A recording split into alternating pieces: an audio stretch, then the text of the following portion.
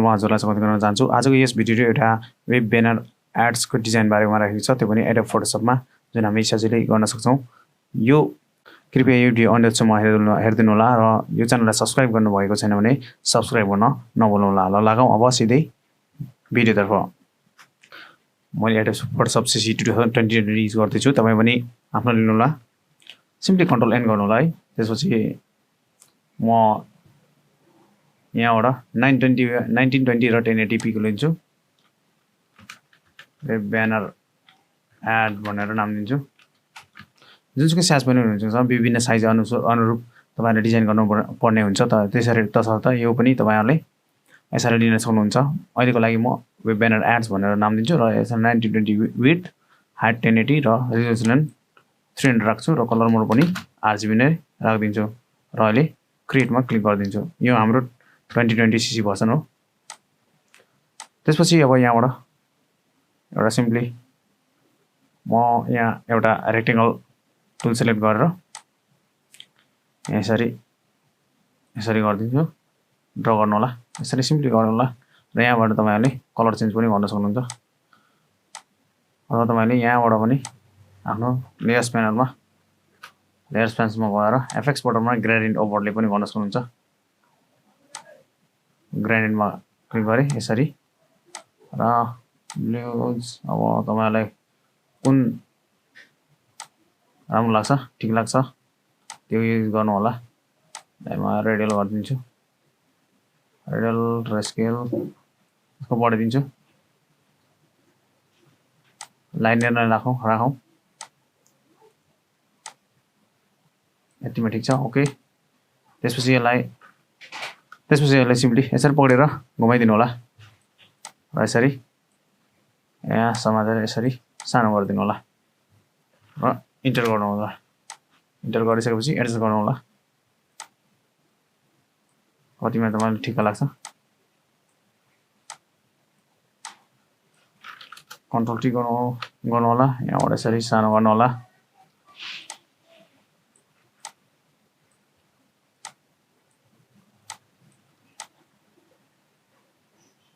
यहाँदेखि यहाँ म तानिदिँदैछु।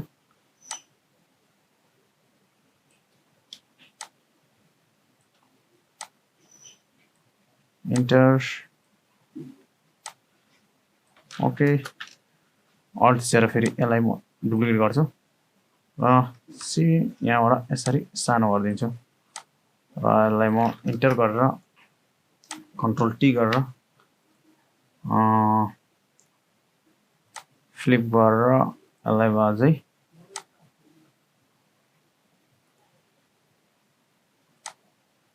यसरी एडजस्ट गर्नु होला।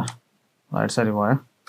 त्यसपछि म फेरि यसमा ग्रेडियन्ट ओभरलेमा क्लिक गर्छु र यसको रिभर्समा क्लिक गरिदिन्छु र ओके गरिदिन्छु।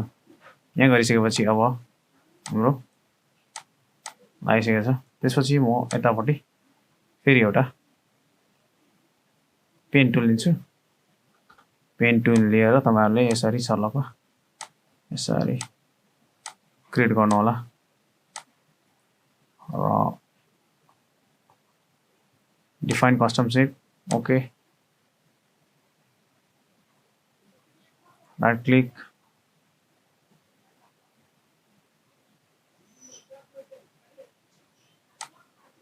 त्यसपछि यहाँबाट सिम्पली अब यहाँ गर्नु होला र यो सेपमा क्लिक गरेर यहाँ गएर तपाईँहरूको यो जुन बनेको थियो यहाँ सेप यहाँ आउँछ र यसरी ड्र गर्नु होला। यसरी ड्र हुन्छ। ब्ल्याक कलर छ, यसलाई बिहाइन्डमा लगाउँदिउँ। बिहाइन्डमा लगाएपछि यसरी आउँछ। त्यसपछि हाम्रो अब यहाँबाट एउटा इमेज ल्याउँदैछु, जुन मैले यहाँबाट ल यो चाहिँ इमेज रहेको छ, यसरी राखिदिन्छु।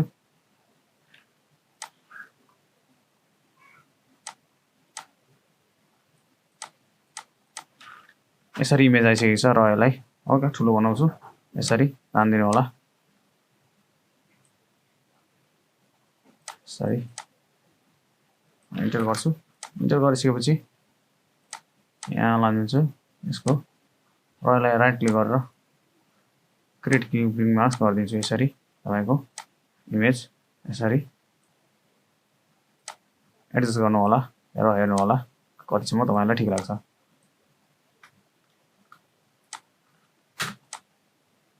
यो हाम्रो भइसकेको छ त्यसपछि हामी टेक्स्ट लेखौं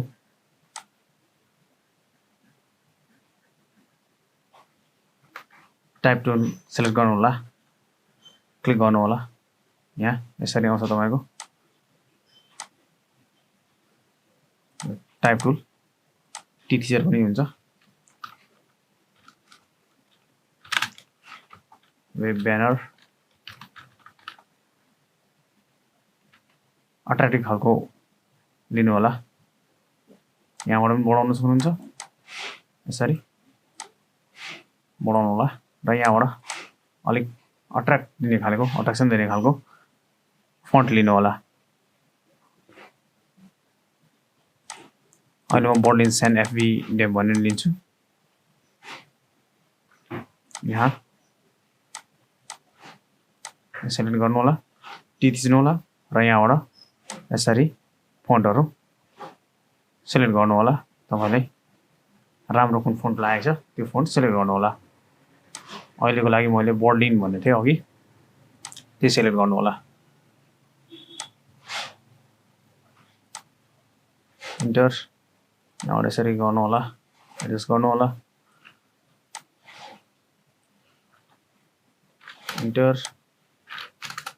र यहाँबाट टी थिचेर यहाँ यसरी सिलेक्ट गरेर यसको सिमिलर कलर हाल्दिनु होला वेब ब्यानर भनेर त्यसपछि यसमा अलगा टेक्स्ट थप्दिनु होला ओरेम सम कन्ट्रोल ए यसको सानो भर्सन लिनु होला फन्ट साइज स्मल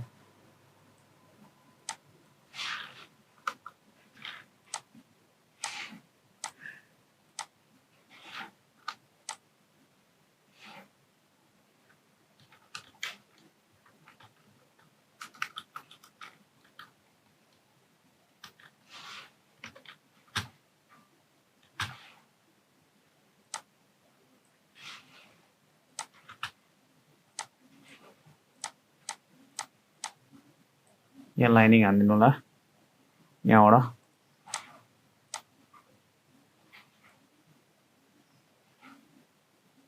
यहाँबाट क्लिक गरेर यहाँबाट पनि सिलेक्ट गर्न सक्नुहुन्छ ओके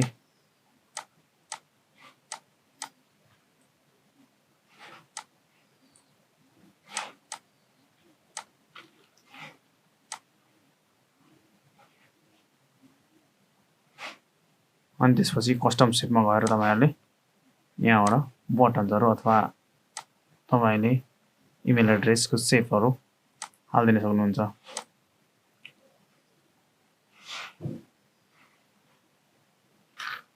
यसरी यहाँ लेगेसी इभेन्ट सेपमा यसरी यहाँ तपाईले राख्न सक्नुहुन्छ यो अब यसरी क्लिक गर्नु होला ओके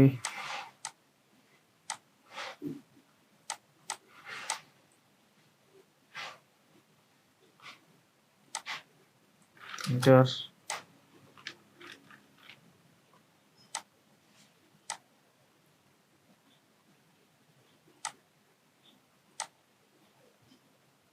mail enter यहाँबाट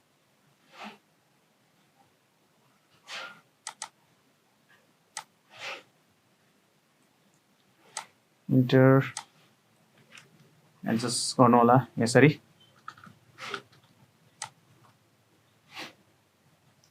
त्यसपछि टेक्स्टहरु थप्दिनु होला यहाँबाट स्मल गर्नु होला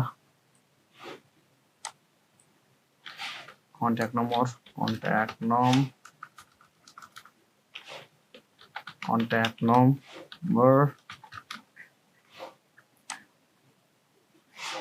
font size small control A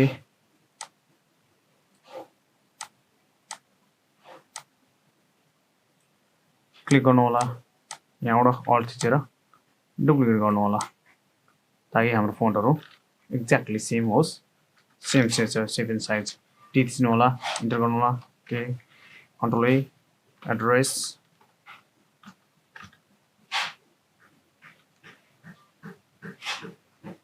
your address. त्यसपछि यहाँ क्लिक गर्नु होला यहाँबाट यसो गर्नु होला क्लिक गर्नु होला T control mail address .com @gmail.com @mail.com mail.com okay address गर्नु होला कहाँनिर तपाईँलाई ठिक लाग्छ इन्टर एड्रेस गर्नु होला राम्ररी ओके इन्टर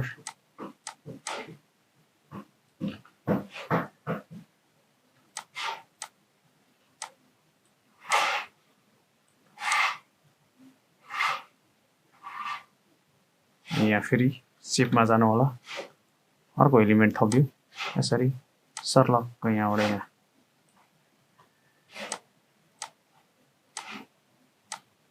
यसरी गर्नु होला लेयर्स प्यानलमा जानु होला यसलाई सबभन्दा मुनि तान्नु दिनु होला यहाँबाट यहाँ राखिदिनु होला एफएक्स बटनमा जानु होला ग्रेडियन्ट ओभरले अप्सनमा जानु होला र यसरी तपाईँहरू एउटा चेन्ज गरिदिनु होला ल यसमा ठिक छ ओके ओके